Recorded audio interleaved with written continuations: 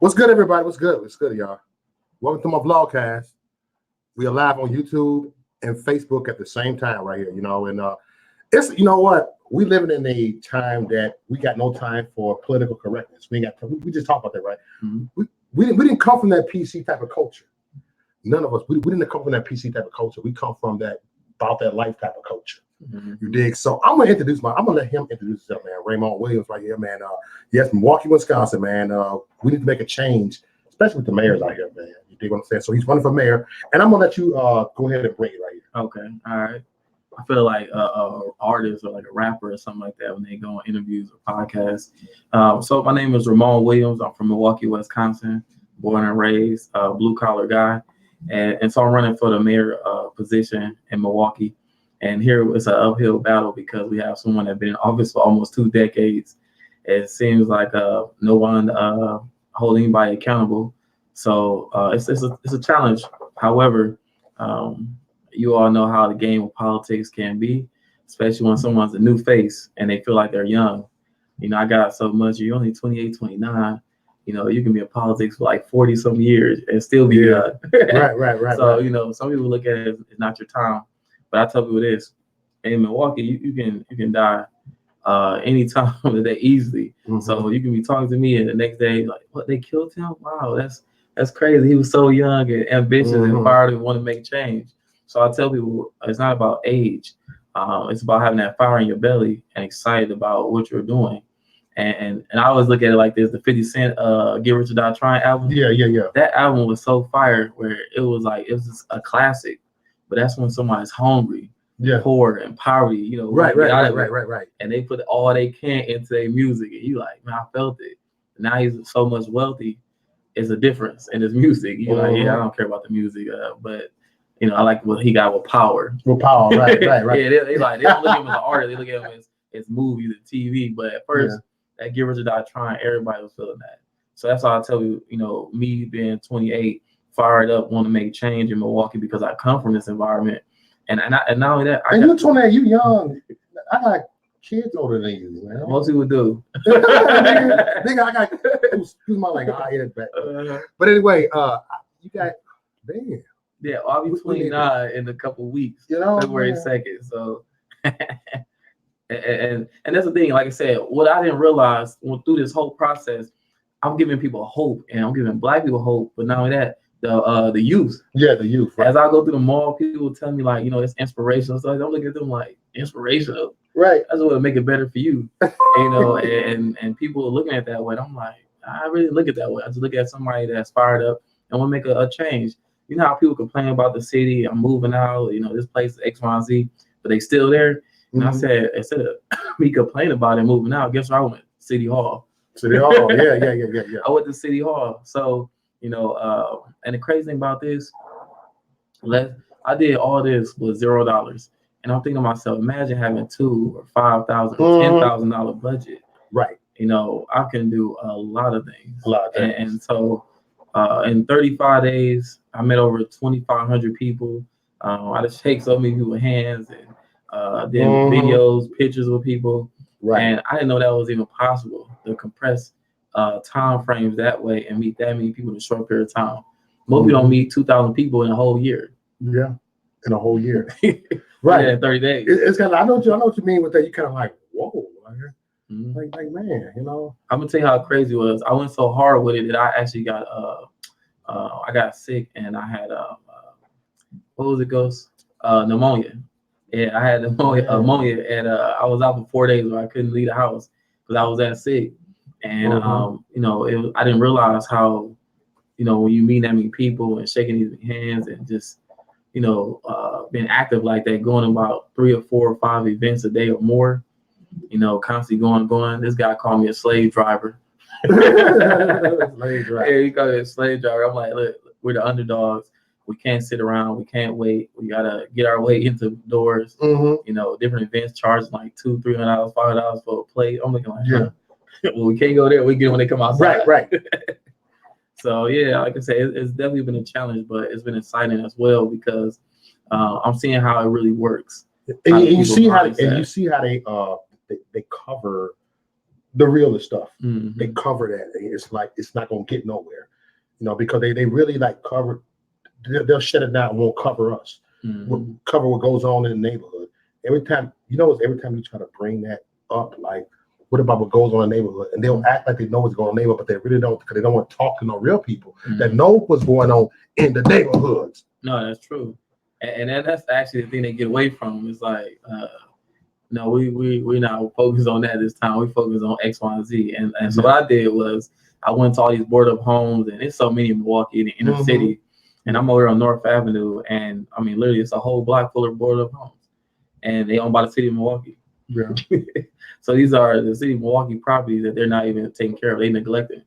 But if you leave your car in front of your house and then don't pay for a parking permit, they tow your car. I just got my car towed when I got here, so it's like you pay taxes, you pay to live where you at, and you still got to worry about your car getting towed in front of your house. So that literally happened to me. I was just like, man, living in Milwaukee. And this is the reason why I'm fired up and I'm fighting for average people and just people in general here in Milwaukee. Just like that, I'm literally living through this this cycle that they have here. and people don't understand what really goes on in Milwaukee, because they try to hide what goes on over here, because believe it or not, people call it Little Chicago. There's a lot of Chicago people came up here and migrated over here, and you got people grew up here. It's crazy as shit too. I gotta edit that. I'm trying to cuss, but it's real. It's a lot of stuff that goes on here. It's a lot of crooked stuff goes on here. So, we need somebody real over here in this damn city. One thing about it too, though, is like even being real or authentic and coming from this environment, and getting those positions, the people who make it worse is the average and regular people, because they don't understand that I come from where you come from, right? I'm fighting for you, right? So when I'm in this seat, they're gonna be trying to make sure I can't do the things I want to do for you, right? Because this is not what we do here. We have what they call a boys club, good old boys club. It's the way we do things here, and you got to be able to get with it or get lost. And that's why all these seats are so important. Like all the aldermen, that's supervisors, county executives, all these positions. And I'm seeing how this stuff works. That they know that the city is 65% black, right? So Milwaukee is a black city, literally. It's a chocolate city. A chocolate city, right? Guess what? The black folks at the bottom of the total pole. $18,000 a year is what they making, or less, and that's the lowest in the nation. So like you can't change it up. Them the facts and the numbers. You can't go nowhere and try to mix them up. Like that's the numbers. I was in Oak Creek. The lady, she said, well, here is $70,000 is average in Oak Creek. I looked at her. I said, well, how many black people live in Oak Creek? She looked at me. She said, well, not. I said, exactly. We're in Milwaukee. Yeah, Milwaukee. Now the outskirts. Right. And we getting terrorized. Like, it's crazy. Like $18,000 a year. Yesterday I met a lady that worked at the cash as a cashier, checking the cash, one of those type of places. Right. And she said, I make $18,000 a year. I said, She said, well, I got a second job to make some extra money. Right. And I said, that's the problem. Most women here have to work 2 and 3 jobs just to maintain. Yeah. That's a problem. Yes. Like, it's really a problem. Working 2 and 3 jobs, you have a family. What time can you spend with your children now? What time can you spend with your significant other? What time can you spend with yourself? Yep. That's why most when they come home, they tired and they go lay down, or they, just frustrated. Because they feel like it's a hamster wheel, and they hate it. So, like I tell you, I understand your pain, your frustration, but you want somebody in a position like that that understands you. You think Tom Barrett care about what you're dealing with when he live in a nice suburban area in Washington Heights? The roads are nice. Houses over there can range from $1 million or so. It's like, why are you worried about where you living at when you in? It's like, it don't make sense. Yeah. The roads over there got fixed ASAP when they need them done over there. Man. What's that, Titonia going to Locust and all that? Yeah. And Center from all that. That was tore up for months. See, what the... No, the thing is, I tell you, I actually live here. I drive these roads, these streets. I see these people with these mental health issues. I've been on the bus where people talking to me. One thing about the people, they're going to tell you what they need. They do. What they want. And look, it seemed like the other day I went to that rally the other day. I decided not to drive my car, right? I said, you know what? I think catch the bus. So I took one bus down there. I said, it's a 15 minutes from Lisbon. So I took the bus. Me, my sister, my son. He came as a protester. And I'm looking like, man, but it's like when you talk to people on a bus, it's totally different. It's totally The different. people that drive it, it's motherfuckers don't even know how to drive. You talk to, man. Right. This one drunk dude was like, "Hey man, I got a cigarette." I said, "I don't smoke, my sister do," and he was all cool. I like Trump too. You start hearing some real shit. No, it's real. It's like the barbershop. You know, My bad, I just cussed again. See, I'm actually good at not cussing because I've done like so many different radio interviews, and it's like I don't even cuss. I'm like, wow. Yeah. But it's so. I got to come back on my replay on my YouTube and bleep the cussing words. I'm trying to like keep this on the more professional, but everybody know how I am. See, but it's the thing though. We need the raw, uncut. Yes. We don't need someone babying people, and that's the problem here. Mm-hmm. My whole thing, my whole thing is this. I told you this. Listen, when I talk to the people here, the minorities, the ones that don't vote, the ones that the reason why the change is not happening because they say my vote don't count. This is what I tell them. I said, wake the fuck up. Right. I literally do. I said, wake the fuck up. They're like, you run for mayor, you talking like that? I said, I have to. Because you have to. For the 200-year history, there's never been a black elected mayor in a city that's predominantly black. How that makes sense? We don't even have a black fire chief, a black police chief. I said none of this stuff. So how that makes sense? How can they better protect and serve you when they don't even know you? Nigga. They don't even look like you. They don't even care about you. Nigga. They the police that work here, they live in the outskirts. Right. You know, I'm like, wait, hold on. You police in Milwaukee, but you live in Menominee Falls, Sherwood, Oak Creek, Racine. How can you be protecting the people in the neighborhood? You're not from the neighborhood. Yeah. Oh no, it's just a job. So it's like if you work the job, you got to go to Waukesha. I said no, because that's a different standard. Yeah. You get paid to protect and serve us, but you're being biased because you come from a different area. Yeah. And you don't have to worry about what you believe Milwaukee is. Mm-hmm. So I told the guy, the police officer that work in Milwaukee, but he's from Racine. I said, think about it. You hear all these bad things about Milwaukee living in Racine. Yeah. So now you got to go work in Milwaukee. Guess what you thinking? Man, if I had to kill one, it's going to be me or them because I got a family I got to get home back to. Everybody saying your ear, police officer is a tough job. It's the most dangerous job. Then you find out it's number 10 on the list. So it's like, it's not even the most dangerous job to have. It's farmers die more quickly than police officers do. Right. I'm like, what farmers? I'm looking at the list. Truck drivers number 1 on the list. Over 645 truck drivers died last year. Good Lord, they have a dangerous job, but I don't hear people saying that. Yeah. I drove trucks for 8 years. Guess what? I was so lucky not to get into none of these accidents. Hey, this is crazy. I was thinking, look at how Milwaukee is right now, right? Because, I've been in Milwaukee for a while. I'm from Chicago, but it's like I seen the fuckery on everywhere. Yo, sanctuary cities, you know what I'm saying? Sanctuary cities like you got LA. I talk to people that they don't even want to talk about it. They don't want them on the news either. It's kind of like this. Her name is Chanel Temple. Powerful lady, Kate of Truth right there. But why they're not viral like that? Because they're so real. They be yelling in court, being some real stuff. They always in court and they don't care. They get thrown out of court. Gonna talk the real stuff, and I talk to people in New York got the same type of people. Same way in Milwaukee. Same way. It's like everywhere. See us people like us, like myself and you. We didn't like unite. You know what I'm saying? Link up with people down up in LA and throw our own stuff. Because they don't want realness no more. Really? Yeah, that's true. And the funny thing about that, you said that Minnesota actually had the same system as Milwaukee. So St. Paul, Minneapolis. Yeah. Where they do all that racism and the police system and the justice, and they incarcerate more black folks than the other area. And Milwaukee does like 23,000, they do about 8,000. Yes. And it's the same system, same meat and grinder effect. And I tell you what's so crazy is this: people always ask me, how can we fight back? I said, not with guns. You gotta do it with your mind, and how you do that is getting the law books. Use the law against them. That's how you fight. I said, I agree with that. It's true. I agree. Because when you go into court, you got to have facts. Yeah. You got to have the law book that shows X, Y, and Z. You can't go off emotion. I ain't gonna lie. A lot of them conservatives, I tell you, y'all some trigger happy people. Y'all some trigger happy. Y'all be man. You know what? I respect y'all. Look. Shut up, y'all. Y'all know I love y'all. I'm just saying, y'all some motherfuckers. Y'all be packing, but I feel y'all now. I see why y'all doing that too. So, but see, here's the thing though. Nobody really wants the real person. They want someone that to be neat, a little fancy. Seem like they got it all together. But somebody come and be real, raw, rational. It's like I don't know. They get a little hesitant. They say one thing, they do another thing. And like I said, this is a big thing, right? Okay. So listen, so when you run for mayor, you have to get signatures. So you're running for alderman, mayor, any office seat, you have to get signatures. So this is the thing that we ran across, and the reason why I didn't get added to the ballot.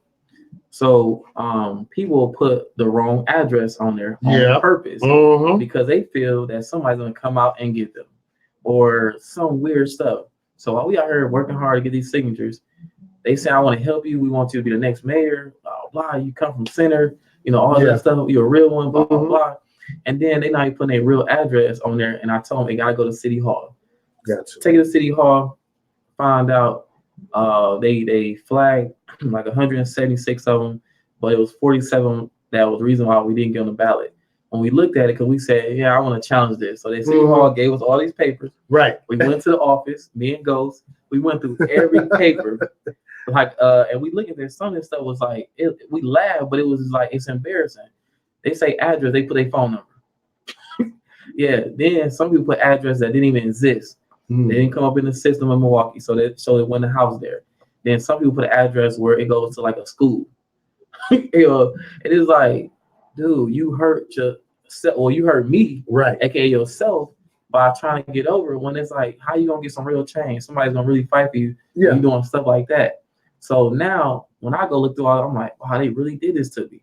And the thing is, they all in my face saying, we want you in there. We need you. This Mayor Ramone. Oh my God. Yeah. That's and I look and see that they the one that put ignorant stuff. I'm like, it's common sense stuff. Or they put their name wrong, backwards, didn't sign it. They printed it. It was like, I'm looking at stuff like, you can't be serious. Then some people I found out can't read, can't write. Yeah. And then I found out, this is the sad part. A lot of the older ones, I understand back then you couldn't read and write because it was, against the law and they did these type of things. But it's like, I would say this, we got to do better. Milwaukee, we got to do better. We have to do better. Because I looked at some of this stuff and I'm reading these papers. I'm like, City Hall didn't gank me. It was the people ganked me because they really didn't do. I got a question for you, though. I got a question for you. I was looking at LA, Los Angeles. Do you know about the Skid Row? Skid Row. No, they got people, homeless people. Oh, on the bridge. Yeah. I saw is there some up here in Milwaukee? I hardly see it. City. Okay. Yeah, they cleaned it up because we got the convention. Yeah, I don't be seeing nobody out there doing that stuff. Like Milwaukee, kind of like they got these free shelters out here. You got the rescue mission. I mean, man, I ain't gonna lie. The rescue mission did help a whole lot of people here down here. Because I remember I used to speak at the rescue mission and stuff. So there's a lot of stuff going on. I mean, I'm not knowledgeable. So what about the rescue mission? Do you know how that? Well, I would say this.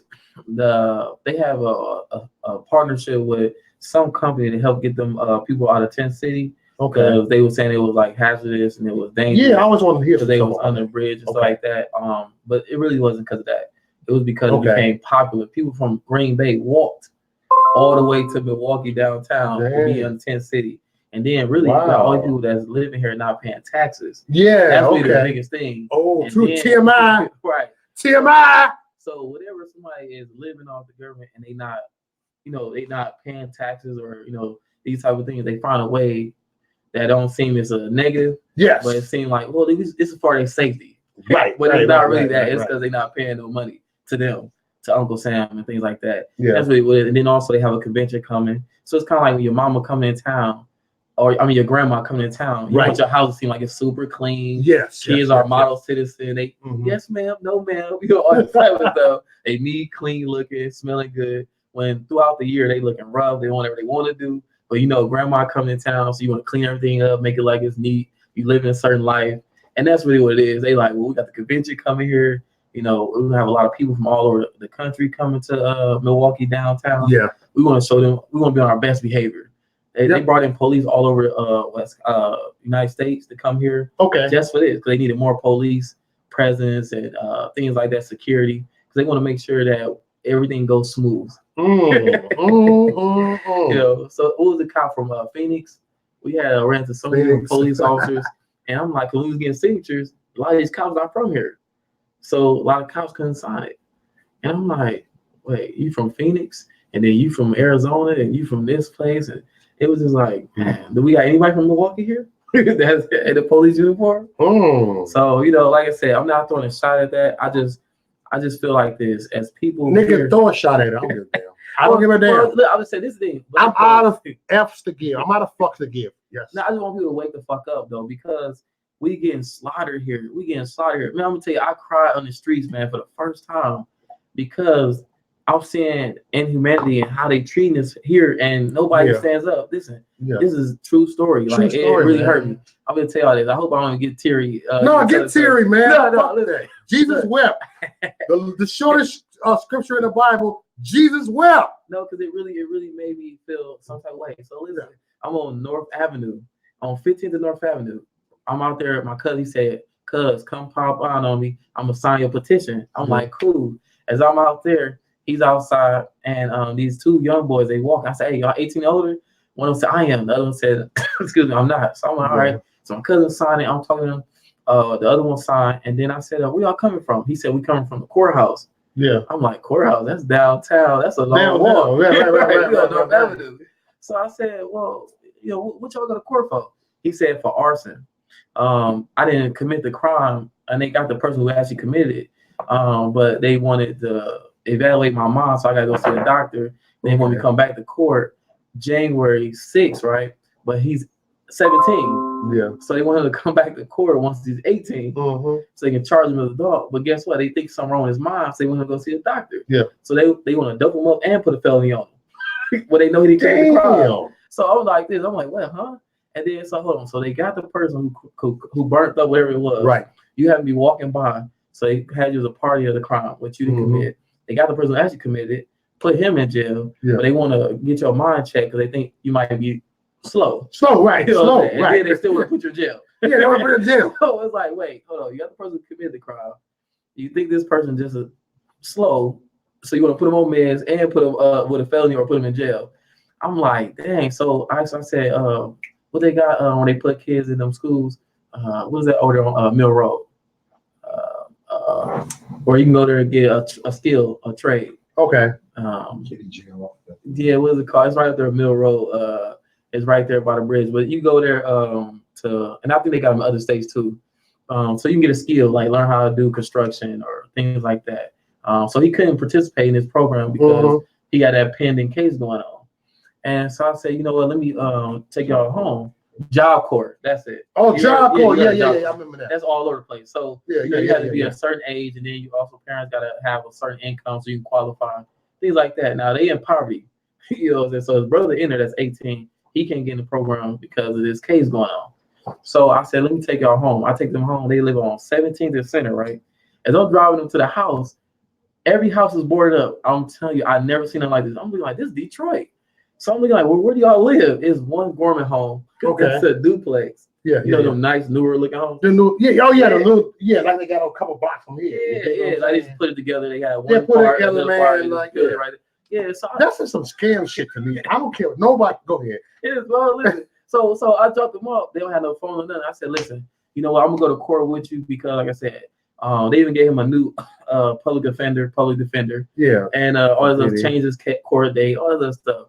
And so I said, I want to go on court with you, you know, to represent you and, you know, make sure things is going the right way because apparently they know that he don't have no parents, no support system. He don't know what's going on. He parents, you know what I'm saying? He don't have no money to afford an attorney. Right.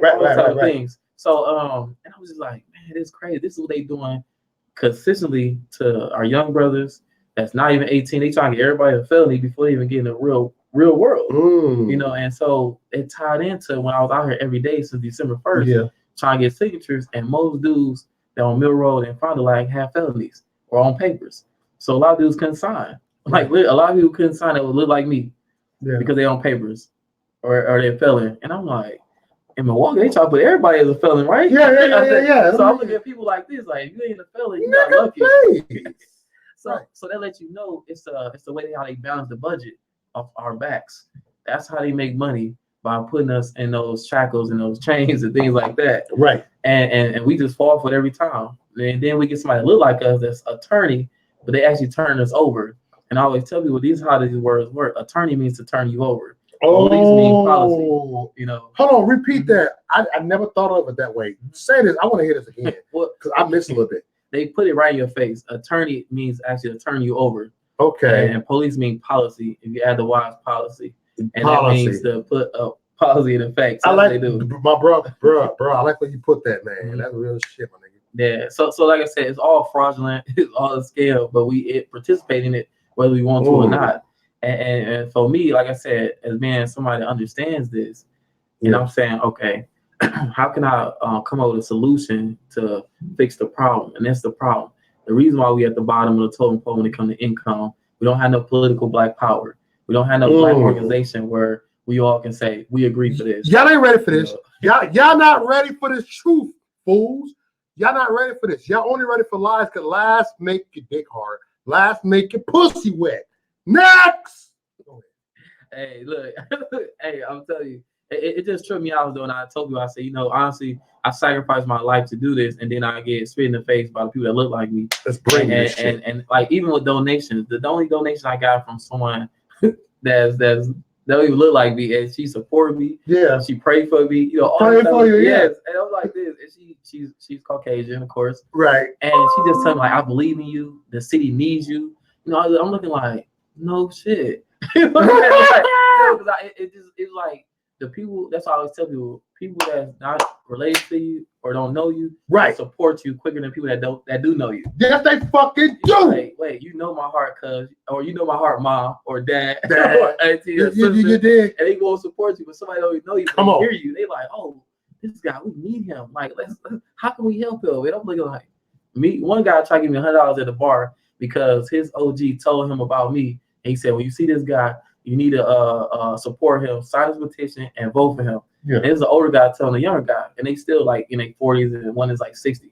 So I happened to come to the bar, and he's like, "Oh my God, you're Ramone." He said he was just telling me about it. He said, "Man, I wish I knew he was coming to give you $100. Give you a donation, blah blah." And I'm like, getting all watery, like, "Oh man, you gonna give me some money? Give it to him," because I just feel like it's so amazing to me that people really. It's some people out here that really won't change. They really want to see Milwaukee better. Right. The only thing is, it's not enough of them. So my eyes get worried. So I'm in the bar. I'm like, hey, same shit, my nigga.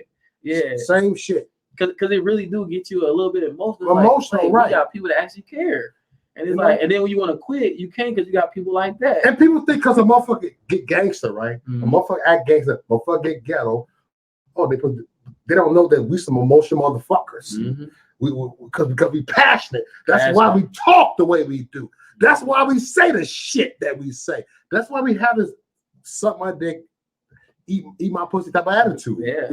But see, you have to, because when you grow up out here, it's not no lovey-dovey out here. Right, no lovey-dovey. So hit you in the mouth. These hoes ain't loyal. Yeah. These hoes ain't loyal. In the streets, I'm telling you, these motherfuckers, these hoe ass niggas. When I say hoes, I ain't talking about chicks. I'm talking some bitch made niggas. Oh yeah, bitch made niggas. When I say these hoes ain't loyal, I ain't talking about women. I'm talking about these motherfuckers. And like I said, everybody here is just so emotional because look at that makes me emotional because it's some whole ass bitch made niggas. Well, see the thing though, I always like we said, show it in the booth or prove it in the booth. That was our slogan. And this thing I'm saying is right. Okay, so you got been there 16 years. You haven't did nothing for the people who needs it, right? And I tell you this, as a businessman, what your job is to solve problems. You see what I'm saying? Not to go in there flexing, boasting, stunning on your workers. Yeah. Look at the Ferrari outside. Y'all help me get that. Or, you come in nice $1,000 suits and stuff, or smelling good with Giorgio Armani cologne. That's not what you're supposed to do. What you do is you come up with solutions. You sit back, okay, if I own a McDonald's and we keep having prostitutes and people OD in the bathroom, I got to find a way how we can stop that problem. Because you a kid or a parent take your kid in the bathroom, somebody in there dead with needles in their arm at McDonald's. And you looking like, that's terrifying. Now your kid might need some, counseling. You need some counseling. Yes. I think the whole city of Milwaukee needs counseling. If I was able in a position, I will offer that to everybody. Listen, it seems like it's a bad thing, but it's not. Counseling is good. You need somebody to talk to. Just like we got this pedophile stuff going on right now. So many people that we know are pedophiles, and they freak you out. Like, wait, I know dude. And now it make you feel weird because, like, I referred somebody to this person, and that person is actually a pedophile, and now I feel weird because I didn't know he was like that or she was like that. Right. Come on now. Yeah, so it's like, then you looking like, man, that person needs some counseling because people are scared to talk about this because it's not public. It's not popular. Right, You know, it's not popular. Like, I'm gonna tell you this. I got molested, right? And I didn't know, right? I didn't know I got molested. When this R. Kelly stuff came out, they told his sister raped him and all that stuff. I'm like, wait, guys can get raped or molested? It's like, yeah. I'm like, I would have never looked at it as like, well, I got molested. You know, this is real. Hey. I swear people don't talk about this shit. They always want to talk about the 1800s, how the massa have raped the black, the white, what you talk about, the black women, right? Massa did this. Oh, you got the baby that's a kizzy out here right here. But they don't talk about those manipulative, dumbass white bitches back then. Yeah. Let's be honest with you. You know what I'm saying? And they came in, they did the same goddamn shit. Motherfuckers don't talk about that shit. Yeah, I'll tell you. Listen, I'll tell you. The thing is this. I'm gonna tell you. The thing is this. There was some manipulating on both sides. I didn't know, like, no bull crap. I didn't know. I'm thinking like, well, I'm a guy and it was a woman, so how can she rape me? Right. They look at this. No, you've been molested. I'm like, what? Is you sure? And then when I said the R. Kelly thing, I'm like, wait. They saying he's sick, he this and that. I'm like, wait, hold on. Guys can get raped too. We can, we can get molested too. But the thing is, if you say as a guy come out like that, people gonna laugh at you. They gonna look at you like a weird, like a weirdo. Yeah, like, are you tripping? A girl took it from you. It's pedophiles on both sides, women and men. Exactly. Women will play with your fuck man. Yes, and the thing is, women are good at manipulation, better than guys, and things like that. And it's so funny. These are the type of chick that probably suck baby's dick. I'm gonna be honest. Let's be honest. See, come on now. But it happens. But when it happens, we all be like, that's a woman. But if a guy is like, oh, burn him up, you know what I'm saying? Cut his dick off. You know, he's like, wait. Cut it off. You know, but it's like, wait, don't women do this? Cut her vagina off or so, you know. But it's like, what I'm saying is a vice versa. Damn, this is rated R. It's turned to rated R plus. No, this is the real deal. It's real right stuff. It's not real R. Because that's rated what I said. Rated real. You know, the whole purpose of me even running for mayor is this. This is why. And I tell you this. One thing about it, I'm fearless. I'm fearless and relentless. I mean, I'm not scared of none of these people, right? The reason why I said I'm running for mayor, I tried to open up a youth center on 24th and Center. It's a 5-story building. It's 24th in place. It's the only tallest building over there. So there's a guy named Vert Dern who owns Salon's Furniture. Right. He owned the building at the time. He's a white guy. He like 80-some years old. And so he showed me the blueprint of the people who got it now is the homeless shelter, Serenity Homeless Shelter. So Milwaukee had a plan already to get these people off the street and move up further out because they don't want them downtown. They had this convention coming. That's the reason why they put the Charlie there, the choo-choo train. Right, See, Tom Barrett knew what was going on. Oh, we just didn't know. We wasn't aware, but he was aware. He wanted to clean the city up because mom was coming in town. So he wanted to be on his best behavior, make it look like Milwaukee is so beautiful, aka the downtown part. Have you ever tried to go down to his office before? I want to go to his office and just. Well, I just talked to him recently, like last week. You know, and I would say this: he's a good guy.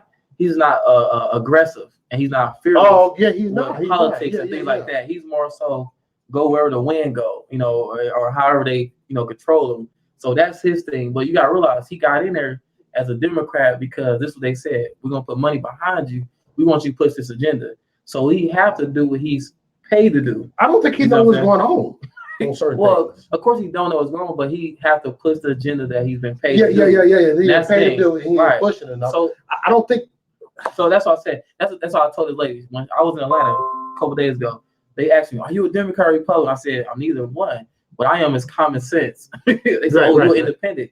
I said, "Well, I created my own party. I call it the Real MKE Party, which means the Real Milwaukee Party, right? Which is you, the people that live in the city of Milwaukee." So that means when I'm in office, I listen to you. I serve you. You know, I'm not going out there and serving a Democrat or Republican. I'm not going out there and say, I told you, I said, listen, okay, if you want to push agenda of no shoes, right, and you put all this money behind me, when I get in the seat, guess what I'm going to do? Well, we passed a law where you don't have to wear shoes. People look at me like, what? What is this? But it's because I got paid by this party. This party right here. You know what I'm saying? Right. Even though I'm like, this don't even make sense. But anyways, hey, we have a law here where you don't have to wear shoes. Right. They're like, what? So you know what I'm saying? That's when you take some funding from someone, you're being controlled by that party or whoever that person is. So when you get in, you gotta do what you're paid to do. And so now you're being biased to the people that you serve. You see what I'm saying? I can't be serving you properly because I've been paid to do something else. It's just like the LGBTQ came to me and they put all this money behind me, got me in office.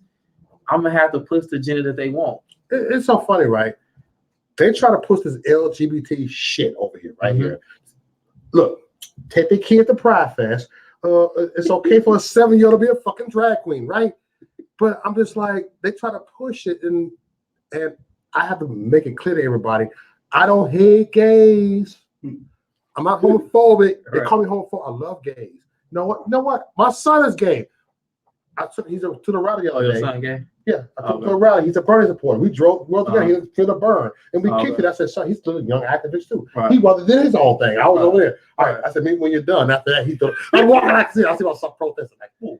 I was face out of here. He pushed his old son down. He said, "See you at home, son." Yeah, see you at home, like, boom. Like, dude. But see, that's what I'm saying. Nothing wrong with that. Like, it's like sport fans, right? Right. Packer fans. Thank you. We talked about that. That's a Chicago Bear fan. And I'm a Bear fan. I hate the Packers. I'm saying, like, so he's married, and I'm a Packer fan. My baby's a Packer fan. I'm not finna be mad towards my wife and stuff, or try to beat her up and stuff. Yeah. A Chicago Bear, and I'm a Packer. It's just like, when I come on, I'm rooting for my team. Yeah, my team. That's it. After that, we go home and do what we do, whatever. You know what I'm saying?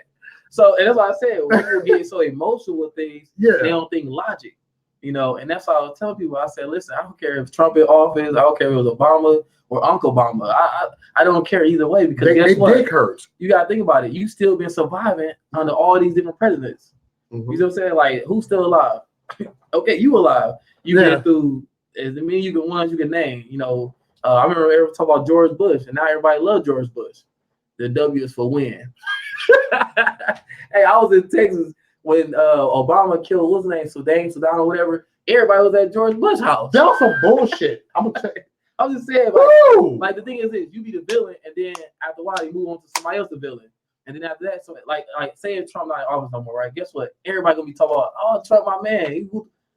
But at first he was this and that. I said, listen, I don't care. Like, the thing about Trump is he actually helped more black folks, and he told you, he said, what do niggas have to lose by having me there? He said niggas. And the thing is that, right? Remember, that's after that ride we had down in Milwaukee. Remember that? He said this, I'm reaching out every African American. Yes. What the hell you got to lose? Your school's no good. You have no job. Oh, that was racist what he said. No, he was right. But this is the thing, though. This is the thing with that. Guess what Trump been? He been in Milwaukee so much.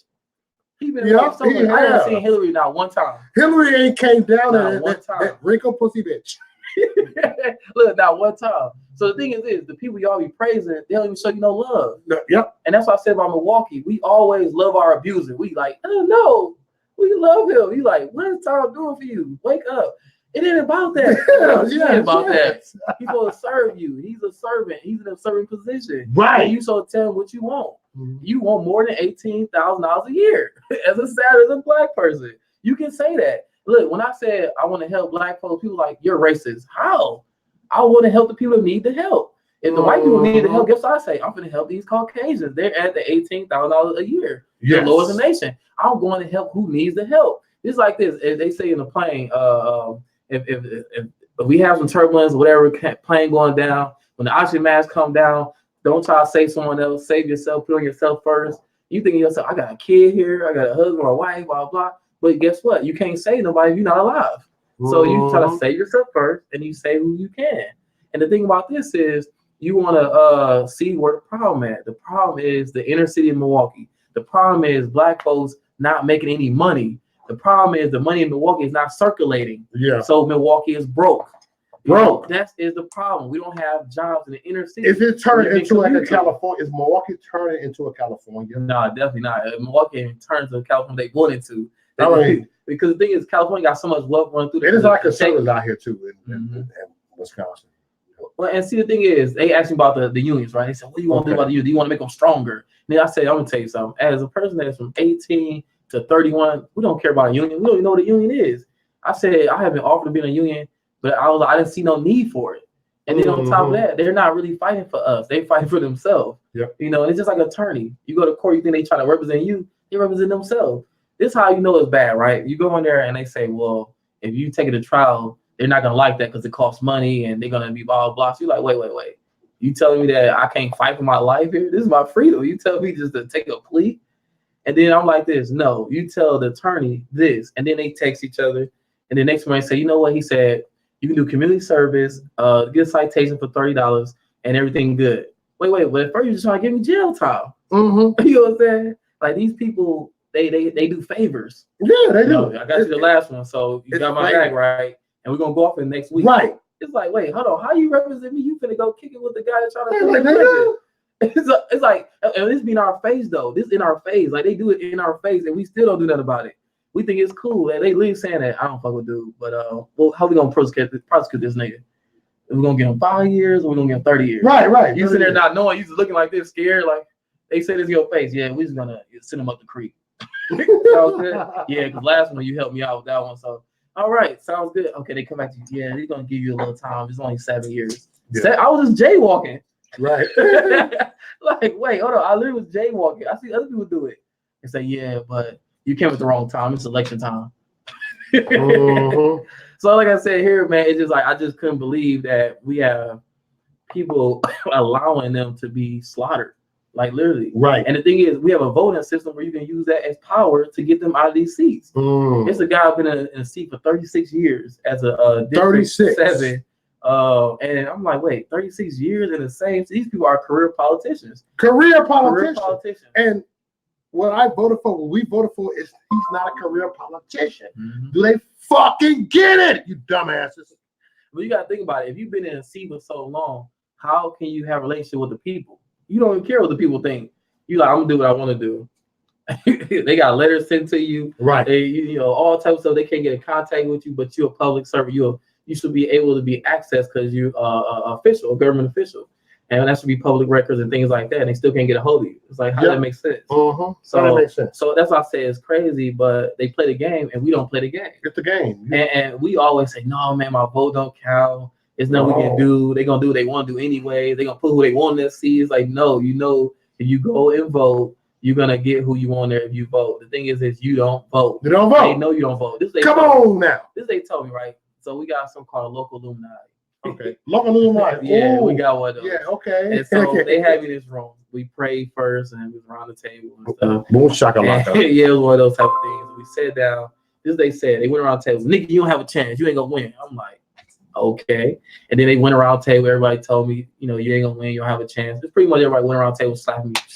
You know what I'm saying?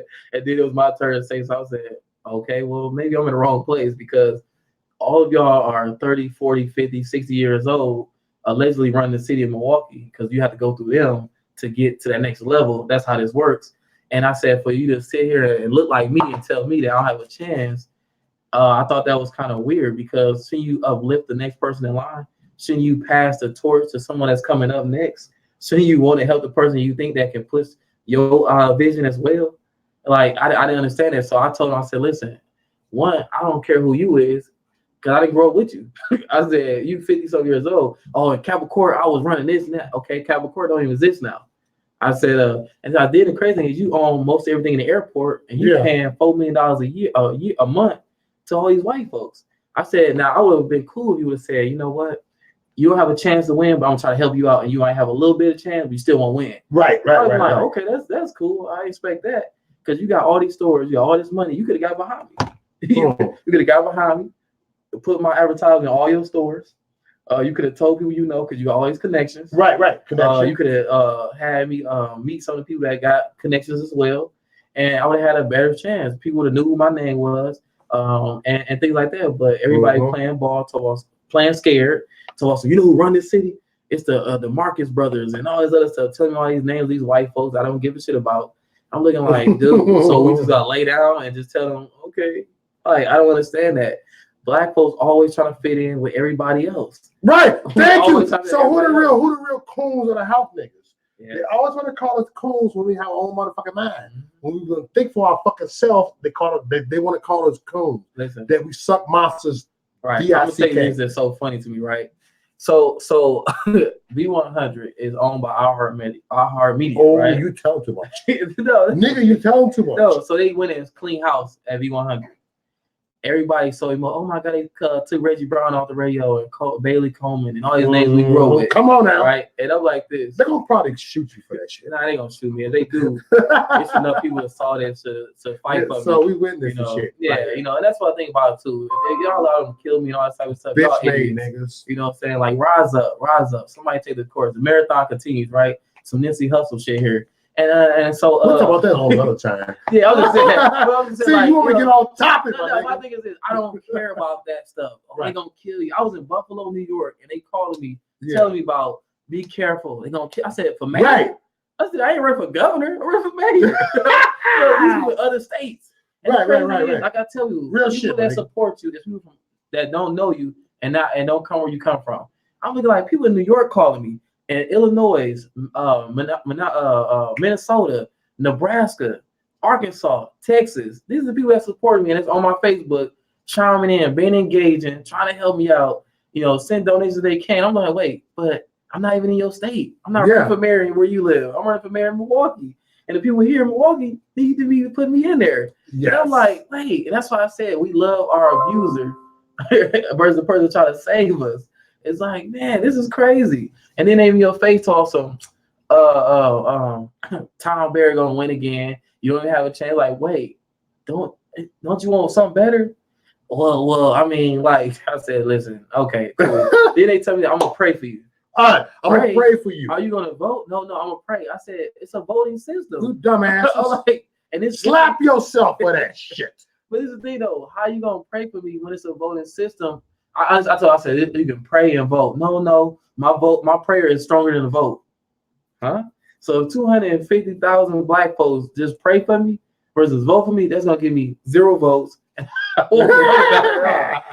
so that's the mindset that people here in Milwaukee with. Nigga. And I'm seeing this in person, in my face. I'm like, in your goddamn face. I'm out here starved out, literally. I'm in poverty. I'm down here sleeping on the ground, concrete, because I want to make it better for you. And you sit here and just take it, you say, I'll piss on me. It's like, damn, it burns. And I'm starting thinking to myself, like, you know what? I could just go drive semi-trucks, take a year of driving, make $1 million, live in the South, probably in Texas, Arizona, be 29, 30 years old, a multi-millionaire, and don't have to deal with Milwaukee. And guess what? Probably get on TV as an actor. And then when I get on the interview, man, he's like, where you from? Oh, I'm from Dallas, Texas. Y'all can be mad, like, wait, he from Milwaukee. But you care, this is a city. I don't understand. I care. Why when I see people got famous, and I'm gonna be honest with you, left Milwaukee.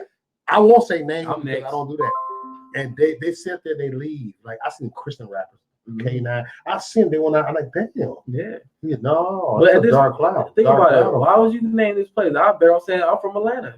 Because I mean, think about it. I literally been out here on the streets every day, December 1st to January 7th. I caught pneumonia. I never got sick like that before. I never could have died trying to save my people, and they don't even care about me. And the thing is, I had to sit down before it. I couldn't move. I couldn't do nothing. I mean, I had never witnessed nothing like that. All because I'm out here every day in these people's face, just so I can get on the ballot, just so I can go through primary, just so I can get elected, just so I can make real change for the people. And it was like, man, I almost died out here, and nobody cared about that. It was just like, oh, well, just another nigga dead. And then the funny thing is, they probably not gonna remember who I am after this. It's like they're gonna probably see me. What did that do? Running for mayor or something? You know what I'm saying? It's like, some real shit. Cause there's some. Remember NWA back in the motherfucking days? Yeah, NWA. And they came out there. Everybody know NWA because them niggas went and had dinner with the president. Even Ice Cube said that. I never had dinner with the president. I mean, that's some real shit. So shout out to NWA. Y'all saw fuckery a long time ago. Yeah, I mean, it's heavy in Milwaukee. And what get me too is I'd have met all these business owners, and guess they said it's the crab in the barrel bucket. I'm like, well, why are you in the bucket? I'm like, why are you still contributing to that crab in the barrel mentality? Yes. How everybody know about it, but they still continue to smart dude, man. Indulge in it. It's like, wait, huh? I'm not gonna be PC. I'm gonna say smart nigga. Smart nigga. Yeah, I mean, but that's the thing though. If you show intelligence, they don't want you there because now they say he's a threat.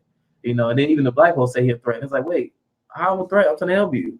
And like I said, that's one of the things is the whole thing why this started is because when I try to open up a youth center on 24th and Center, Oh, that's the hood right there. I know it's the heart of Milwaukee. That's over there by Christ Temple Church. The Christ Temple Church over there. It's by Solomon's Temple. North Division High School over there. Well, it's schools over there. It's a community over there. It's people over there. It's mostly black people over there. I used to be on 5th and Center all the time, getting high. I ain't gonna lie. I ain't saying to say I just 2 blows over there, do heroin over there. I took that shit. I be high as hell over there. Come from Chicago. I think I'm changing my life. Come to Milwaukee. I'm still messed up. Like, I'm running niggas that still GDs. Like I'm throwing up GDs. I'm running GDs up here. Like, you know what I'm saying? You're gonna find that shit everywhere. Oh yeah. And the thing is, a lot of times when people tell me move to another city or state, I see you gonna take that fucked up mindset to another city. Yep, you gonna do that shit. I said, so good luck. Good luck, my nigga. I'm like this. Wait, hold on. You the one causing problems here. You gonna move to another city because you think it's better, and you're gonna find out that you the problem, and you're gonna move back again. So but this day though, like I said, so it started all this. I went to there. You know who the alderman is over there? I'm gonna say this because I don't care about name dropping. Man, fuck them. It's Russell Stanford. Okay, fuck them. And so he told me this. Listen, we don't want to deal with the youth. We don't want to open up no youth centers. They wild. They cause a lot of crime. They wild motherfuckers. He said, or people get in this position, they get the money and it get good, and they don't delegate the funds to the kids. Yeah, so we just don't want to deal with that. So I said, what about a community center? He said, nah, that's the same thing. I said, well, what do you think they're gonna do then? If they don't right. And he's like, nigga, we just not having that here. I'm like, damn. And he black. And I'm looking at him like, first he had me talk to the assistant first. Okay. That's the screening process. I talked to another black person that worked with him. And then I'm like, had to jump these hoops and stuff. Then I went to the city hall, got blueprints of the building, all this stuff they had you doing, and then they didn't tell you no. And so I'm like, man, you know what? I gotta become mayor to make some real change right here because it's dealing with politics. And the worst part is it's the black leaders here makes it hard for people here. Them fake ass Al Sharpton type of motherfuckers and them same Jesse Jackass type of motherfuckers. I'm telling you, it get deep and they get deep. And I was saying to myself, it's crazy. They got the black business owners here scared because if they don't play ball, they close them down. Ooh. Like gold diggers. They close them down for noise ordinance. And it was like driving by playing loud music that didn't even go to their strip club. So it's like, wait, hold on. He didn't even come to my establishment. You gonna close me down for TMT, too much truth. And guess what? The alderman looked like you. TMT. So I was like, wait, how you? And then the other alderman chimed in and said, no, we don't want it open. TMT. Who's running for District 7. So like I said, is when you get in these seats, you start saying the real truth. You start seeing what's really going on. And you see why Milwaukee is corroded and fucked up is because the black leaders here don't want to make it better because they take backdoor deals from these people to make Milwaukee, still decimal, make it implode, you know what I'm saying? And that's why it's like that. It's literally because our aldermen and our mayor, they don't want to make it better because guess what? They want to, they could. This thing, right? He said we got a $2.2 million grant to fix the lead pipes in the 53206 zip code, but we only gonna do 40. I'm sitting there thinking like, wait, how many homes in that 53206 zip code? You only gonna fix 40 of them? I said, then how do you pick who is the 40 to get it? I'm like, wait, because if you live in the 53206 zip code, you want to be one of that 40, right? So it's like they put up this fake smoke with no fire behind it to get people to vote them back in office, and then they don't do nothing. You're like, wait, they never fixed it. It's like, so when election time, you can get them to do anything. You can go up there and be like, hey, Tom, I got this big old pothole. I just fell in. I almost died. You gonna fill it? You gonna do something to it? What about the alley? It's so dirty. I think it's a dog, a fucking dog cat. It sounds like this mayor in Milwaukee right now. It's the current mayor right now is dumb as fuck. Oh yeah. It sounds the way the way I'm hearing this because I swear I have not watched Channel 6, Channel 4, 12. I have not even watched that in years. I promise you that. I have not watched that in years. I got so much motherfucking knowledge. I have not watched. I watch YouTube all the time. You gotta think about they owned by the same people. And the thing about that is they reached out to me, right? Channel 12, 6. They called me and stuff. Well, we was texting and calling him back and forth. They was like, we're gonna do an interview with you because you're running for mayor, blah blah blah. And then we're gonna see you there, check your email, blah blah. And I'm like, okay, cool. I'll tell them to suck my dick. No, this what happened. Right? So I hit him back. I said, wait. I haven't got the lady name. I ain't gonna put her name out there, but the news people. Okay. So I said, wait, you never seen that? She said, oh, you didn't make the ballot, so we can't, interview you and put you on TV, all that other stuff. Right. But if you can get that fixed at City Hall, then we'll interview you, blah, blah, blah. And I'm saying to myself, so now it's gonna be a little harder because I'm not on TV. People watch TV and they believe whatever. Of course, that's why I'm on here on YouTube. Right. They don't want me on there either. Right, because the thing is they see news and some people just sit there and watch news all day, like all day. And I'm like, that stuff messes your brain up. Yeah, it will. It's nothing positive really on the news. It's all nothing. About somebody got it's shot. It's propaganda, even on Fox. Fuck Fox. Yeah, all of it. And so I'm looking like, man. So now I'm like this in Milwaukee. Tom Barrett won with like 100,000 votes, and it's 700,000 people that's registered to vote. So meaning everybody not even voting. And so I looked at it, I said, man, it's a primary, then it's a general. So I want to speak this to the minorities because people don't know how this process works. Come on, Brandon. You got a primary election. What's up, Alex? Oh, my bad. Mm-hmm. So you got a primary election, and so all the candidates, they got to go through there. And the top two, they take them and they go to the general election, which is April 7th. Mm-hmm. And then you got to come out and vote again. But this was so tricky about Milwaukee. They set up to where you would never get a black mayor because of how it's set up. Mm-hmm. It starts December 1st to January 7th to get signatures. Guess what that is? Winter months. It's normally snowing. Okay. Guess who's not coming out? Black folks. They not coming out no snow. Like right now it's snowing. If we had to go vote today and all this snow was coming, you think black folks gonna show up? Nope. No. Not at all. They gonna say, I love you, cuz, but I couldn't go out. It was snowing. And it was like 30 feet, 1,000 high. Like, what? No, it wasn't. So you know what I'm saying? So guess who it affect? The minority candidate. And so January 7th, they put all the signatures in at City Hall. They go through them all. And then they tell you January 10th you made it. You can challenge it. So till January 12th is the last day official. And then after that, February 18th is the primary. So next month, February 18th, everybody got to come out and vote. So you've been you've been involved in politics here, big time here in Milwaukee, right? So have you seen the fuckery that's going on? Why the Democrats, why they are throwing it here in Milwaukee? Yeah, because it's a Democrat. This is a whole Democrat. But why Milwaukee of all places? Why? I'm gonna say this, and I'm gonna take the dance for it. But Ramone Williams, who's running for mayor here right now, why Milwaukee, Wisconsin, out of all places? Remember, Milwaukee is an hour and a half from Chicago, too. Mm-hmm. You know what I'm saying? That's the Crook County. So why Milwaukee out of all places? Well, I would say this. Honestly, it's deeper than that, but I'm going to give y'all this a little bit. Milwaukee is a test guinea pig of everything. Come on. So if they want to poison people, they test it out here. They want to do government assistance program. They test it out here. You know, they call it the government cheese they had back then. They test out here. That's why people migrated here to get these government systems, because not every state does that. Not every state have EBT. You know, all these different programs. If you got a kid, you get this, or you get the tax benefit of this. So Milwaukee is the test guinea pig of all these things. So whenever they want to do something, they try here first in Wisconsin. And then also this is a Democrat place. So meaning that this is poverty pimping at this best, because they know they don't have to do nothing to get your votes. Just saying, hey, I'm a Democrat. And then all the black people gonna vote.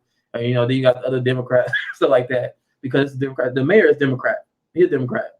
Yeah. You know, most people that's running are Democrat. Everybody that's running for mayor is Democrat, except me. So that's the thing.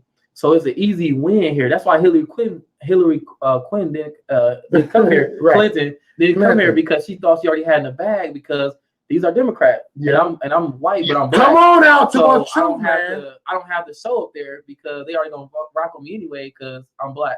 Because people look at Hillary as a black person because she put hot sauce on her chicken. Yeah. She married to Bill. You know, and he was getting some dick in the White House. The nigga that has some head. Mm-hmm. So things like that. So black people probably couldn't even suck that dick anyway. And the thing is this: everybody say that's my president. He was the best president ever. He put more black people in prison than any president. So how he the best president ever? So like I said, we so messed up. We so fucked up. You know, especially it's crazy because we love our abusers. Mm-hmm. This dude abused us. Put most of everybody's daddy in prison. But so the 3-strike law, all that stuff, it came from him. And guess what everybody said that's black? Oh, he the best president ever. How? He put you in the creek. And then the thing with Obama, he didn't help black folks. And then all black folks say he's the best president ever. How? He didn't do nothing for you. Oh, it was Obamacare. What? They always had this care for any president that was in there. Bush had a care. Obama, all of them got health care. Yeah, yeah. That's normal. That's like they put their for real. So it's like he didn't do real shit, my nigga. All the presidents got that. It's too bad. Like, so what I'm saying is that they easily pull a wool over our eyes. And then this thing was, that's what he did. His agenda was when he got in there. He helped out gays, gave them rights, gave them power. Yes. He empowered the LGBT community. He didn't empower. You see like what he did when Trump became the president-elect, right? Mm-hmm. You see what Obama did. Why all of a sudden, all right, Obama, we need to do a last thing before Trump get inaugurated, because we can't assassinate him. He's too protected, right? Mm-hmm. And so guess what we're gonna do? Go ahead and just legalize that marriage. Mm-hmm. Yeah, gay marriage, same-sex marriage, yeah. Same-sex marriage. Uh-huh. And then guess what? He did it. Boom, boom, boom, boom, boom, boom. Problem. All of a sudden, it was going, I'm off, I'm president. Yeah. Right now, in 2 more weeks, I'm good. And he left. And all of a sudden, I said, you bitch made motherfucking Obama. Bitch made Obama. I'm going to call him bitch made Obama. Yeah, definitely brainwashed. And that's why I say it was so crazy, because when you, a person that looks like you got it all and you smooth, this is how I tell you, he's a smooth talker. He'll come in, hey, how's it doing? You know, you're doing a good job. You're like, okay. And then you got the other guy, he coming in, he ignorant. He is. You know what I'm saying? He ignorant. I want to say something. This shit looks amazing. It's like, wait, he said that? He thought like that. And then you got Obama, hey, man, you did an amazing job. You know, I want to say, you know, that's how he talk. Yeah. You know, I want to say that. Yeah. He thinking as he talking. You see this shit, nigga? I want to say, Maurice, what you have here is fascinating, and you know, the viewers that you have, they're sticking with you, they ride with you. You know, I definitely appreciate this opportunity and things like that. And that's how he talk. And you know, everybody, man, that guy's amazing. And then he married to a powerful Black woman and things like that. And I'm like, come on. Come on, stop this. Come on. Because I tell you this, I said, listen, when you go to vote, you vote for the candidate that can benefit you. So think about this. Tony Zelensky, he said he want to take people's corpse and things like that and use them because he feel like you're on welfare and things like that, you're worthless. He's running for mayor. Guess what? Black folks love him. Mm-hmm. And I found out if you become a gangster or you become somebody that's against everything that's normal, people love you. I get up there and say right now, I love Caucasians and I feel they're the best Americans. All the Black people be like, what? And guess what? I'm gonna get all the Black people votes. You know, it's weird. It's like they're not gonna say I'm racist or biased or nothing like that. They're gonna say, you know, he a coon, but you know, we love him. You know, he's a David Clark. Right, David Clark. You know, David Clark. I ain't heard from the nigga a long time. Have you been in Milwaukee? Nah, he's not in Milwaukee. He's somewhere in Texas living life. So that nigga took the opportunity and left. Oh yeah. You know what? Sheriff, I'm not mad at you, my nigga. See, David Clark was a gangster, though. You gotta look at that. I wasn't mad at him. David Clark was a gangster. Dude didn't even show up to court. He didn't go to court. That nigga living his life, right? He take up the park, Sherman Park. Why you mad at you, nigga? He take the Sherman Park and told him he wasn't. Nobody can build in this darn park. Do some of y'all want to. We ain't heard from David Clark. When Trump won, we ain't heard for that nigga. Yeah, he told him to go work out there with Trump. But we ain't heard for that. No, we ain't heard for that nigga, though. But like I said, you gotta seize your opportunity. But a lot of things is this: we so easily to be manipulated and things like that. I'm saying to myself, maybe I should have came with agenda different, where I should have said like, you know, I don't want to help niggas when I get in there. They dirty, you know, they trifling. I saw a nigga that was had a kid pants down and try to fight that kid outside. You know, if I get the bashing people that look like me, that probably would get me in there. They'd be like, well, you know what I'm saying? He is telling the truth. And, you know, most of them are on welfare. And then you look at the statistic, it's more white people on welfare than Black folks. But it just looked like it's more Black people because we make it popular. We make it seem cool. Mm-hmm. We make it ratchet. You know what I'm saying? We make people tune in. We find out at the W2 building. You know what I'm saying? So they like, damn, there must be a lot of Black folks on that. You know what I'm saying? We make it cool. We make everything look cool. We got swag. We do. You know, we did a meet and greet at the Islamic Center. So, you know, all the mayors, the county executives, you know, people run for supervisors. All right. And we meet these Islamic people and things like that. And they like, man, you got swag. I got a turtleneck on. I'm looking fly. Turtleneck, you looking fly. Yeah, I'm like, I'm a younger dude. Why would I dress like an old Pretty man? fly for the black guy. I said, shoot, when I come in, I want to introduce me. I want to have what's his name playing? His name ASAP Ferg. I love that song to come in. It's like, yeah, woof, woof, woof. You know, I would come in like that, like a sorority member, like boom, boom, boom, nigga. What? Oh, we want the Say you good. We got Ramone. So what? We got Ramone. Yeah. They like, wait, hold on, this nigga come there like that. Hey, you know we passed our time, right? We passed our time, but it's all good. My bad, yo. No, we passed our time. It's an hour and 4 minutes. I'm going for a whole hour, but no, keep on talking. I don't care. This is the thing. See, the thing. I'm professional. Go ahead. Okay. See, the thing is this. I love people that's raw, right? Raw and real, right? Because the thing is this. I tell people when they say, "Oh, you're a community advocate," I said, "No, I'm not." Because you come to me sideways, I'm gonna beat your ass, you know what I'm saying, or shoot you. I say, you know what I'm saying, because I'm not one of the people that you think that you can treat me any kind of way. Because in the light, I'm looked at as this. Nigga, what? I'm like, no, I'm somebody just want to serve the people and help the people. That's it. That's all my calling is to be a servant, a humble servant. You know what I'm saying? The one thing about when you help people get what they want in life, they're gonna help you get what you want in life. So if you see me driving a Lamborghini or I have a helicopter or a mid-size interjet, I've earned it because I've helped so many people. Amen. That's what my mission is. That's what my mind is, to help hundreds and thousands of people so I can enjoy the life I want, which is hallelujah, Jesus. Hallelujah, Jesus. Yeah, I'll tell you, it was a guy named Zig Ziglar. Who's Shabba Baba? And it was a guy named Zig Ziglar, and he told me if I was in Dallas, he said, the more people you help, the more things you acquire, because it's all about serving the people. This is about helping people. It's not about money. It's not about materialistic things. It's not about none of that stuff. It's about helping the people. And I looked at him, I said, man, you're right. I feel so much better when I'm helping somebody. I feel so much better when someone said, thank you. You came to my aid, and I didn't know what I was. I love that type of stuff. I wish I can go around and pass out money if I had it. You know, I wish I can go and speak at all the events that have people that's troubled youth, or, you know, people that don't understand that I look like youth and I got off my butt and made a decision to win. You know, things like that. What's going on, bro? We live streaming. Yeah, this my guy. He worked for mayor in Milwaukee. Oh, what's up with you, man? Chilling, man. What's up, bro? Hey, everything went fine. We drove. Yeah, man. It's snowing like a moon. Cool. We back now. Your car run better than mine in the snow, though. Okay, we cool. We'll work it out, man. I should be sliding in the back. We'll talk it down, man. Glad you got back safe. That's good. Yeah, but yeah, it's my cameraman over there goes too, man. Cameraman goes too, man. Goes too now. It's Ryder right here. Call him Ryder. Okay. That's my roomie right here. Okay.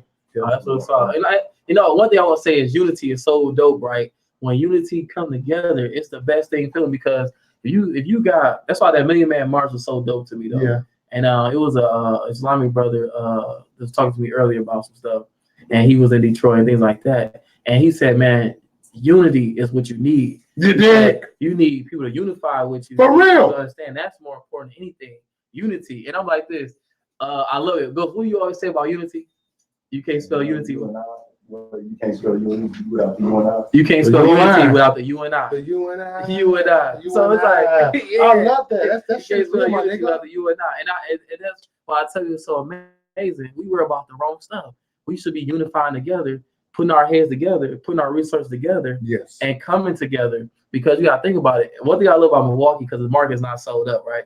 Right. So on North Avenue, we could turn it into a Water Street. Have you been to Water Street? Oh, of course. Okay. Well, I got some white friends. Yeah, that's all. I got mostly white friends. You should. That's you should. Black, keep y'all some white friends. Hey, I'm not gonna lie, they will help you. Them motherfuckers cool that they out of jail. I saw my life. No. Hey, they were in front of I'm not gonna lie. Niggas ain't gonna do that shit. They're gonna have every excuse in the book, man. Hey, man. You know, look, I'll tell you, I told Ghost this earlier. I was supposed to be on WNOV, right? And I'm saying, I was WNOV, right? We have scheduled time, everything. I get there. Patty Dash stars there. Reese, I get there. They like, oh, we didn't know you was coming. How you know I was coming? You emailed me. We got that stuff, right? And at first I'm thinking like this, because I'm more so like trying to be, cordial, things like that. And then I look at Ghostface, he was pissed. He's like, man, they know we was coming doing something like this. You know what? It's cool, man. We just got to keep moving. You know what I'm saying? Keep our book bags on, keep running through the snow. Yeah. And then we went somewhere else. They said, be here at 11. We get there. Oh, they're in the meeting. They want just wait for 45 to 50 minutes. Huh? They know we coming. Why are we waiting? And I'm like, you know what? I'm tired of every time I deal with black folks, they not professional. They always, niggas always late for shit. Yeah, but it's like the late part is just that when you Everything. get there, the service, they treat you like you owe them. That you owe them, Like, motherfucker. no, like, you know what? I Yeah. deal with angry black women. Yeah. I call it ABWs. Hey, we got a charger. I can charge about at the bottom. Yeah, iPhone charger, or you can in my coat and use that. But yeah, it's like I just really get frustrated with it because like we know the problem, but why we not fixing the problem? Right, we not. I said you will never go to Chick-fil-A and you will have a bad service. You know, hi, welcome to Chick-fil-A. My name is Brad. It's 78 degrees outside. How may I serve you? You like, let me get a grilled nugget. That grilled nugget right here, man. And then after that say, okay, what's your name? Like, what's your last name right here? Hold on. Yes. What's up, y'all? Maurice Duck is in the house. I'm over here, y'all. Peace. look, I took over the stream. I'm over here talking. What up, y'all? I'm right here, y'all. Cause I'm raw on cut. You dig? All right, much love, y'all. No, hey, look, and so like with the service you get, you like, I gotta go back to Chick-fil-A. You go on McDonald's or Burger King or they like go ahead with your order, huh? It's like so the service is what I look at. Like here with us, man, it's just like we really don't understand how important that is. It is to have good customer service and great customer service. But all these and then they say this, well, why you had enough time to get it right? I need something to balance it. All that type of stuff. We got all these excuses why we can't get our stuff together. It's like, no, we just gotta do better and stop making excuses. Hold on, I gotta hey, can you reach that? I got a selfie stand right there. Selfie stand right in that little window over there. The next to you. The window. Look at that window. Go to the top. You see a bunch of Look on selfie stands right there. I got a few of them in there, motherfucker. Oh yeah, he definitely need them. I'm very like damn. And you just to make a stand and throw it up in there. You gotta come like this. Hold on. Oh look, somebody that do this for real. They got sticks and everything. And we get to read some comments now.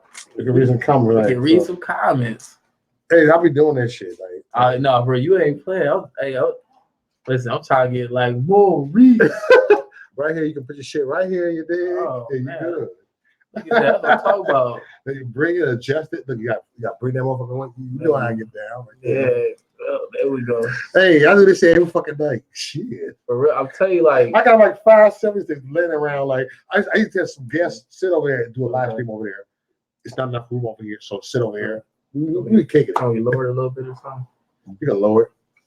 Look at this. There you go. There you go. Listen, I'm gonna tell you, I like podcasts and all those better than radios, actually. Hey, what's up, likewise? If you want to get on, I'll sell a link. If you want to come on, right? You know what I'm saying? We can have a discussion. Likewise, because you've been in other countries. Likewise in California, come on. He owns the argument. Oh yeah. You got some people like that though. You say the sky is blue, they say it's yellow. So that's likewise. He gets on this motherfucker do that shit. Yeah, and I'm gonna say this thing why I tell you. People are not slow. They really not. They might act slow to get that check, but they not slow. And like, it's even reading some of these comments. They want liquor stores on every corner. They will have it. You in there. And as I said, it's like we want liquor stores and churches on every corner, everywhere you turn in the inner city of Milwaukee. Right. And then I go to suburban areas. You gotta find a liquor store. Like you gotta go searching for it. You gotta search for everything. Good. And, right here. And like it's even I just throw right here. Just keep it. Keep it. Just keep it. Oh, you can leave right there, whatever. Yeah, like when I was delivering to these people houses and stuff in Whitefish Bay and all that stuff. White Folks Bay? Yeah, White Folks Bay. We call White Folks Bay back. White Ellis. And you will not see these things you see like JJ Fish and Chicken. Those types. You not see those. But you see it. Look, you see it at Starbucks. You see it in these. You know what I'm saying? City that's growing. You see that? Yeah, it's more like an inner city thing. Well, they don't want to keep that garbage in their area. And that's the thing, and like I'm like, man, it's crazy. That's why your ass be shopping in my store. Outpost. Work there. What's that called? Publix. You want to go dox me? No. I don't care. Everybody know I work there. I don't care. No. I said Publix. Yeah, and they got Nothing much. They don't know about the workplace. Oh yeah. The thing is this though, even eating at those places and shopping at those places, it costs a little bit more money, but even the people there is nice and a little weird too. But Yeah. You said, yeah, say a link, Mo. Okay, hold on. You want to a guest for the pop on? There we go. What we got here? Like where he at? It be somebody downstairs and stuff. That's why I got he in California. He be like, "Cuz, get off this." Hold on.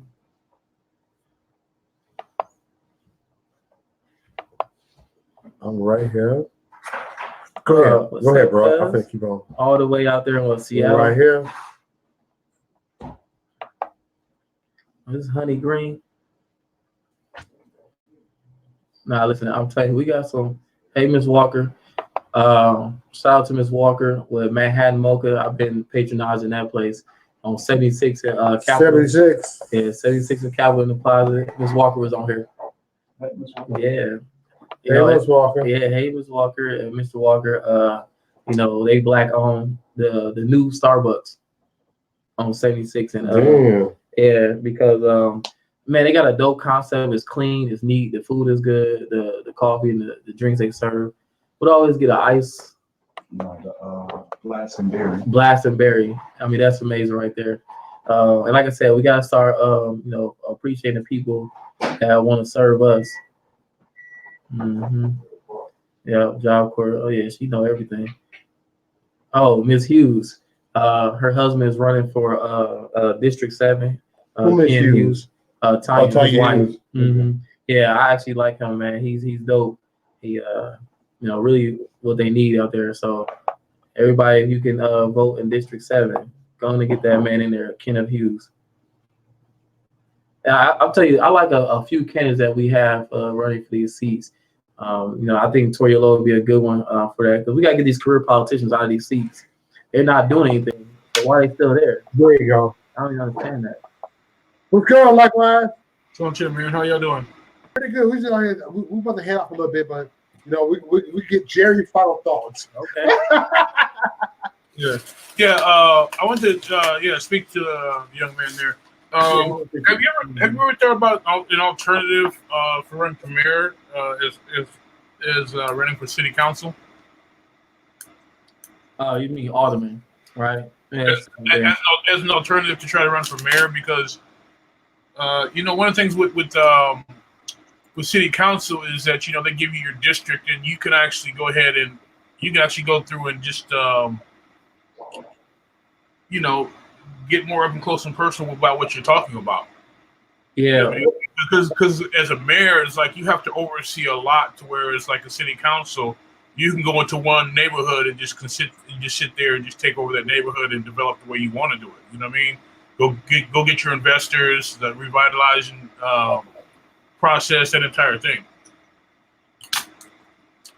I tell people because that's a good question too. Honestly, it's a good question, because the first thing people said to me when I was running for mayor is that maybe you should try alderman. It's a lot easier. You'll definitely be getting there with no problems, et cetera, et cetera. And I told you, I said, if I want to run for alderman, I would run for alderman. It's that simple. It's like if somebody run for president, they say, well, why don't you run for governor? If I want to run for governor, I would run for that. And it's also about the power you have and what the things you can do, because you're limited what you can do as an alderman, because you have a district. Yes. You have a small portion. Yeah. And even with that, you still can get vetoed, and you still have to go through other people as well. It's kind of like this, saying, why be the manager when you can be the owner? So people want to go in with the manager mindset. I want to go in with the owner mindset. And that's how but see, here's the issue with that is that when you're like, when the impoverished areas that you're speaking on as city council, if that's your district, you know what I'm saying? Essentially, nobody's going to veto you going there and revitalizing that, that district, because as a mayor. Well, see, it's not just the district. That's what I'm telling you. It's the whole inner city. The whole inner city is empowered. Inner city. That's the whole point. So. No, I understand that, but what I'm saying is that, like, the mayor, as a mayor, you're not going to be able to just go and wipe that city clean. To where it's like if you're city council, where it's like if you're city council, you know what I'm saying, you can get on a plane Right. Go find some investors, and you don't have to get the approval of everybody. It's You more think dealing it- with Now, this thing, you think it's better if you come to a city and say, "Hey, I'm at Chicago at Aon, right? It's an 85-story building downtown Chicago with crazy amount of wealth." Now they always looking to expand and things like that. Because I talked to one of the people that work there. He high up, right? And it sounds better to come in and say, "Hey, I'm Mayor Ramone Williams from Milwaukee, and I just want to see if we can do a partnership with the city of Milwaukee. How that sound? Because of course you get your tax breaks, things like that, but we want to do what's called performance tax breaks and talk like that. And then they look at you and say, well, he's 29 years old.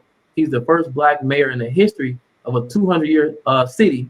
That right there have more power, more weight than anything because of what you had to do to get in that position. And then you guess what? You reached out to them. Now they're gonna be like, wait, he reached out to me out of all people. What made him want to come here? Now they want to listen to you. On top of that, they look at your background. Okay, he's a blue collar guy. He actually delivered to here before. He has a relationship with these companies, these Fortune 500 companies, things like that. They always look for somebody that's young, fired up, and in a position where they say, "Wow, I could never do that. That's courageous. That's courage right there. That guy, he's doing something." So I would be able to get in these rooms and then when I taught, they say, "Wow, he can articulate his words very fluently." See, the thing about this was so funny to me is we've been able to articulate our words for years, for decades. It's just thing is that we never had these opportunities to do these things. When I spoke at the conservative Republican dinner, I got there on the podium. After that, these old white was looking at me like, "Oh my God!" They came to me afterwards, talking to me like, "Man, okay, I got a question for you. Do you know who Michael Tubbs is?" No. Okay, look up Michael Tubbs. Michael Tubbs is a 29-year-old African American mayor of Stockton, California, a city of 500,000 people. Okay, California. Mm-hmm. Yeah, but he's a 29-year-old black mayor of a predominantly Hispanic and white city. Okay, in population of 500,000 people in the agriculture district. Look him up. He's the one. I don't know if you remember when they were talking about the mayor that was talking about giving free money to people to keep them out of trouble. That was him. Yeah, that was him. So you might want to look him up because he's one of the few black mayors in California, but he's also he's not in no small town. Stockton is an area that has a shitload of money coming in through agriculture and everything else. So you might want to reach out to him. They got a big university out there that have pharmacy. I actually went out to Stockton before. I'm familiar with the city. Like I said, I drove trucks for 8 years. You're talking about University of Pacific. Yes, and because they only have four colleges in California that you can do a pharmacy program at. See, pharmacy, you can't do that at any school. You can't just go anywhere. It's only in certain states. Okay. You know what I'm saying? And, University of Pacific. I actually have a friend that this girl I used to go out with, her brother went to University of Pacific for pharmacy. Yeah, and like I said, and then USC has it, but it's only certain. Okay, yeah, black guy with low haircut. Yeah, he like the mayor that's in St. Paul, Minneapolis. They got a black mayor. He's a young guy. Well, he ain't young. He's 41, but he's still young. This dude is 29 and he's been mayor for 3 years already. Okay. So that's what I was saying. So when they have those mayor meetings and stuff like that, that might be the one that you want to reach out to. Okay. Yeah, no, that's definitely a good nugget right there that you drop on me, and I can try to reach out to him and things like that because California is a whole different monster. When I was telling them that I was in New York is a whole different monster. You got to think about New York and California, Texas, Florida. Those states are different from every other state.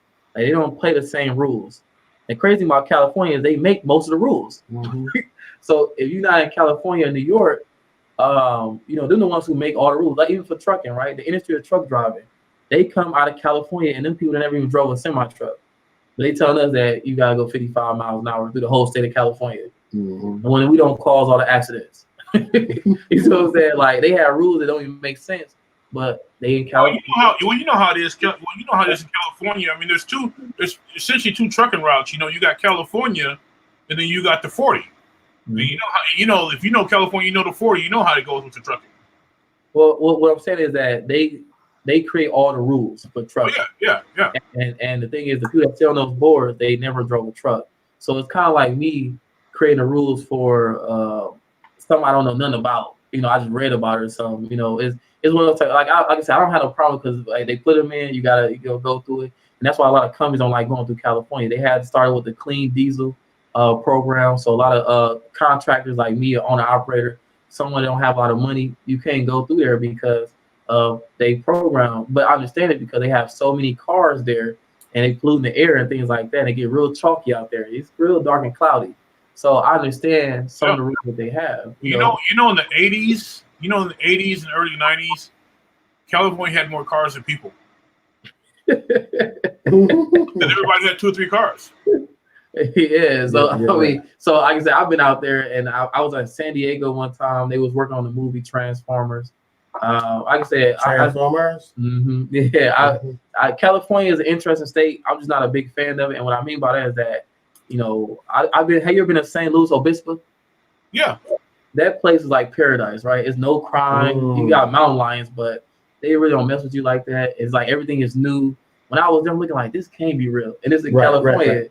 Then I was in Los Angeles. I'm like, okay, this is totally different. And they got their own airport out there, and so, but like I said, California is a stressed out state, and they got so much going on there to where it's like it's never a dry day there, and just like I said, just like Florida and Texas and New York. I was in New York. I was in New York and then realized I was in Canada. I didn't realize New York is so long that New Jersey, all those little areas, the states, they still in New York. So it's just like I said, it's just like once you get in there, and then even the mountains. I didn't realize I was in the mountains. Every time I go to New York, I didn't realize that it's over 2,000 some altitude. You at ears pop and things like that. Because every time I go to New York, I go different routes. So every time it's something different. Then I was in Buffalo, which is Western New York. So you got this so divided how, like I said, it's just different. Now I'm in Niagara Falls, and they share the same airport as Buffalo. And like I said, so it just being in all these different states, it helped me out for what I'm doing now because my vision is expanded because I've been in every major city.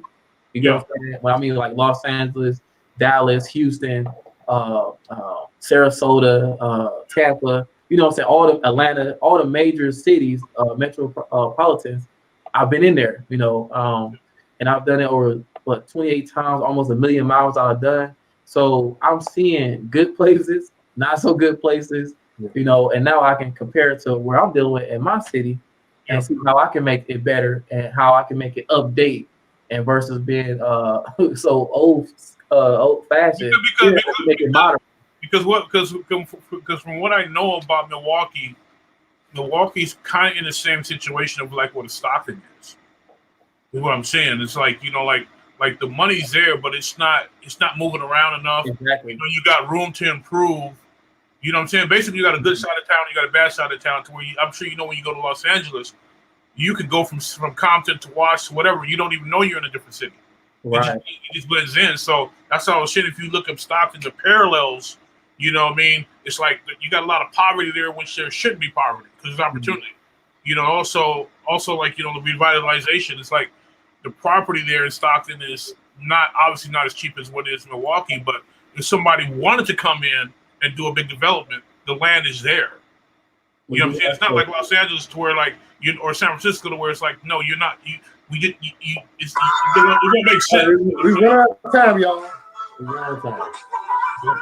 All right, but that's definitely dope though, because that's good nuggets and stuff like that you drop. Only thing we don't have agriculture in Milwaukee per se, but definitely understand what you're saying though. Yeah, like I said, look up Michael Tubbs. If actually, he's 29. Thank you, likewise. Yeah. We can talk another time. Oh yeah, Another time. Hey, add me on Facebook too, Ramone Williams. Also, RamoneWilliams.com. That's RAMONE. Last name Williams, WILLIAMS. So yeah, Ramone Williams on Facebook. Also Mayor Ramone D. Williams. And like I said, I definitely love to talk to you and stuff and chat because those definitely some nuggets you drop. I got his number too. Oh, okay, yeah. I got his phone number. Oh, that's good too. I'll let y'all chop it up. That's actually some good insight right there. I don't care. Actually, that dude's 29. He's been in office for 7 years. So he was the mayor of that city at 23, 24 years old. Wow. Okay. All right, likewise. I'm from the industry. I'm going to say his final words and stuff, man. And, all right. What's up, y'all? Hey, I appreciate you, brother, man, for coming on this panel. Thank you. You know what I'm saying? Look, we stayed a half an hour later, Right. but it's all good. It's snowing outside. It's What are snowing they gonna do outside. anyways? Shit, you know. Shit, but anything you want to say, where to follow you at? Okay. Do that always. Okay, so I would say this once again. My name is Ramone Williams.